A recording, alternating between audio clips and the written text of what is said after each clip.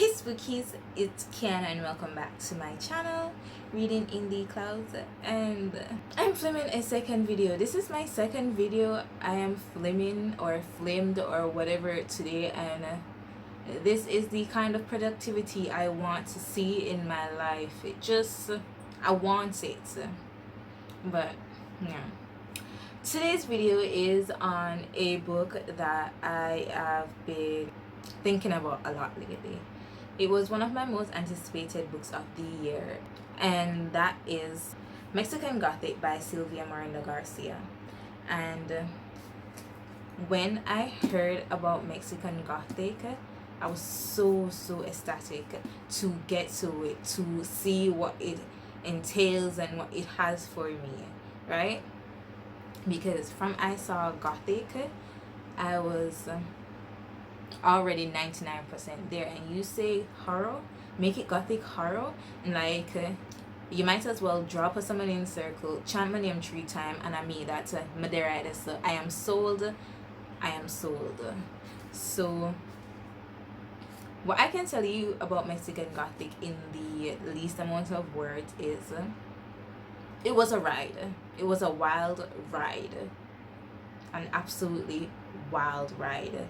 So Mexican Gothic follows Nomi. She is a socialite in 1950s Mexico, and one day she gets home and her father calls her into his office, and he's like showing her these letters that they received from his niece Catalina.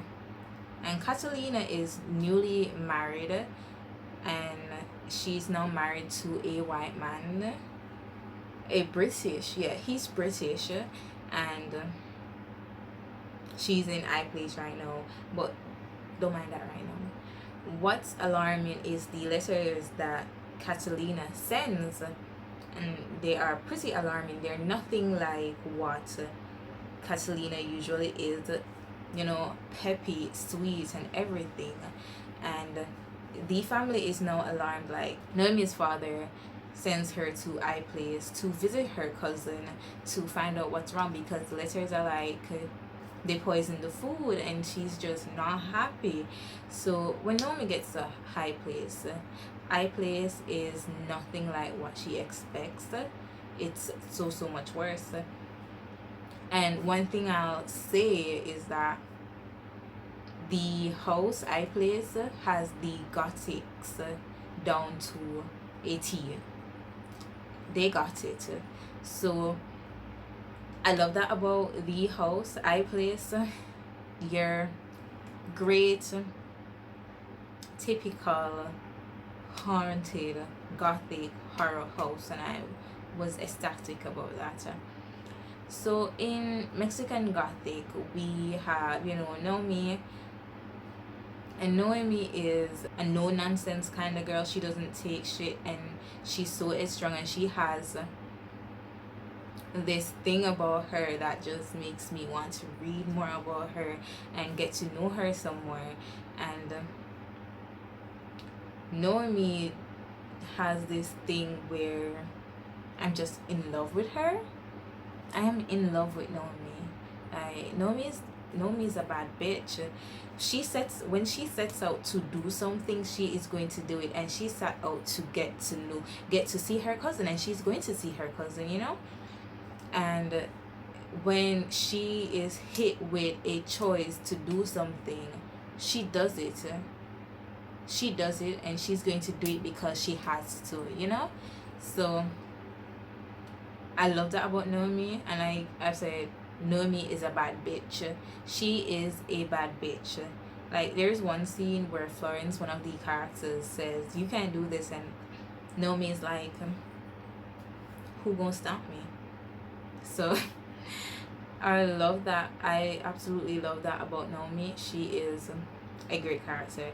And we get Virgil, and Virgil is the husband of Catalina, and he is disgusting. Hate him. My head hurts just thinking about this man. Like, this man is just nasty, low down, bottom of the barrel kind of thing. Like, but he's so charming, like so charming, and it made me love him. But I also hated this man because this man does unspeakable things. But he's a character that I love to hate and hate to love, right? Like, I think he's probably one of my favorite characters in the novel, and that says something because this man is just nasty. Him disgusting. Him disgusts me. Disgusting shit. You know? So that's Virgil. We have Francis, and Francis is Virgil's cousin, and he's like the black sheep of the family. And when I say black sheep of the family, it's just like nothing like the family, because oh my god, this guy is so sweet. Like, Francis is an angel. He is an angel and he deserves the world, but he also carries secrets, and these secrets are like some driving force for the story. And everything Francis does is just what are you doing it for, Francis? What are you doing it for? But he's a character that I would love to read more about. And then we have Florence, and Florence is Francis' mother. And what can I say about Francis? I hate the bitch, but I like the bitch. So Francis is like the caretaker of the house. She watches over everything, and she's gonna make sure things are done right, and done right in the sense that you don't go against Florence, you don't go against the house, you don't go against the patriarch. And get into that, and we get the patriarch Howard, or maybe it's Edward, one of them, I can't recall. So we get that, and the Howard is old. Like, he doesn't show up much in the story. He shows up about like 3 times, I think, or 4 times, but he is like one of the most important part of the novel. Like, this guy's old, him don't show up. He's in his room deading. Are deading. He's dying. Like, when night come, all you hearing is this man moaning. Like, he's dying. And he plays a huge role in the novel. Like, this man, there's this one scene where like something disgusted me, and like, if you've read the book, you know what scene I'm talking about. And I don't think I felt pure disgust like I felt when I read that scene. Like, no, ew, nah, you know. And but I loved it. As much as it disgusted me, I absolutely loved it.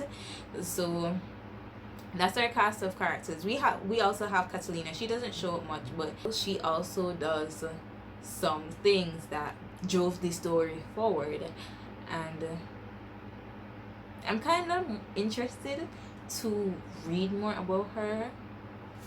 But I don't think we'll ever get that, but yeah.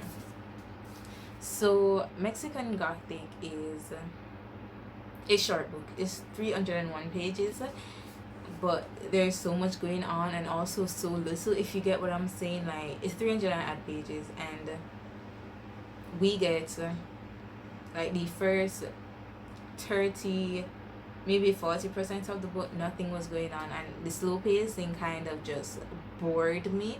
Like, when is shit going to happen? That's all I could think about, you know. But then when shit happened, and when shit happened, shit was going on. Shit did I want. So I was like, slow down for a little bit. Slow down. I don't want the book to end yet. It's 301 pages. Please slow down. So while all of that did I go on, I was like, this is the book. This is the book. I'm so glad I read it. But also there were so many disappointing aspects of the book, from the slow pacing to the fact that it didn't give me the horror that I was looking for. And even though there was a horror in it, it just didn't give me the horror You know, it didn't give me the horror that I was looking for. Like, I was looking for bone chilling horror. I was looking for shivering, tingling spine, you know, horror. And I didn't get that. But there was horror, and maybe people who aren't like used to horror, it would be scary for them, or maybe not. I think. But the horror was not what I was looking for. There's horror, but there's not horror, you know? And as much as Mexican Gothic was a good book, it just didn't deliver that aspect of it to me. But the writing was phenomenal.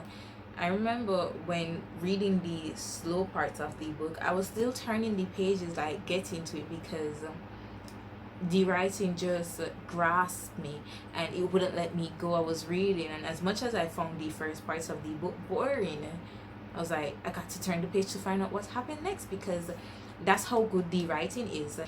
And it is my first Garcia book, and I am now looking forward to reading all her works. Like, this was phenomenal, you know? Even though it didn't give me what I wanted. I wanted the horror. But also the events in the book, amazing. They were amazing. Like, some things I never expected. Also, matter of fact, all things I didn't expect. I did not expect all these things that happened in this novel. Like, the plot twists were absolutely amazing plot twists, and they were something. And that's why I said the story was such a wild ride. Like, you turn a page and something different is happening than what was happening on the last page, and like, so it surprised me in the most amazing ways, and it disappointed me in, you know, the art aspect. Like, there is one scene where I was like, so that happened. I was not expecting that. So, you know, this story is definitely good, and y'all should read it. So there was one thing that I liked about the novel was seeing familiar myths, and that's like the Ouroboros, you know, like the snake eating his tail, or sometimes a dragon. And I always like seeing how authors do their own spin on myths that have existed a long time. And I like what Garcia did with it. Also, I remember being on Twitter, right? I remember being on Twitter, and when people talk about Mexican Gothic, they talk about mushrooms, and like, don't read Mexican Gothic if you like mushrooms, because it's going to disgust you. And I'm like, while I was reading, I was like, what's so disgusting about the mushrooms? Tell me what's so disgusting about the mushroom. I know the mushroom them don't disgust me. Like, I'm waiting for the disgust to settle into me. Like, I want disgust. I actually want to feel the disgust, you know? And I didn't feel it. If anything, the mushrooms made me very interested in knowing more about mushrooms. So I'm going to be researching a lot about mushrooms. Like, what can you or cannot do? What can you do and what you cannot do, you know? Like, can you do this? You know? And so Mexican Gothic was a ride. It was a ride, and y'all should read it. So also, Mexican Gothic deals with a lot of hard themes, like eugenics, thinking that white people are the superior race, racism, fetishization, if I pronounce that correctly, and cannibalism, death of babies, what else? Multiple attempted rapes. The multiple attempted rapes, I could do so much without, like, but they're there, and the story is phenomenal. It's great. My only gripe is there was the slow pacing in the first like 30-40% of the book, and not getting the horror. Not getting the horror is my I'm sad. I wanted horror. I wanted horror. And I didn't get it. And I didn't get it. So yeah, like I gave the book 4 stars. 4 stars. Maybe I'll probably bump it up to 4.5. Nah, 4 stars. And it was an experience.